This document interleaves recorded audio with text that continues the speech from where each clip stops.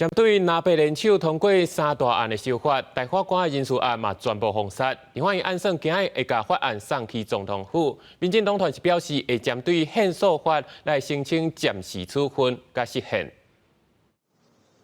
南北两党伫咧最近联手通过宪法诉讼法、在会法加选罢法的修法，将进行大法官人事同意权的投票。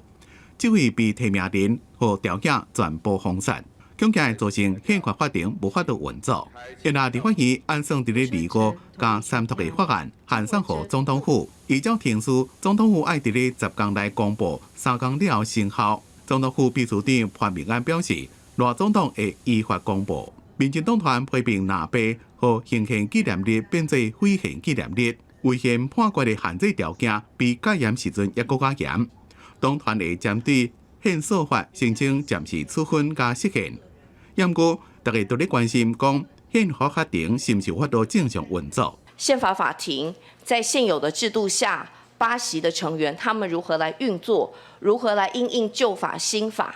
我想，我们的大法官们、司法院、宪法法庭，他们会有他们的清楚的判准跟他们的作为。因若总统公布了，行政院若是认为有抵赖难平的所在，经过总统许可，会当移请立法院复核。外界也关心行政院会有倒一寡救济手段，谈讲即马复议无附属释宪，拢有考虑，也未定案。因若在野党是讲已经做好相关的应用。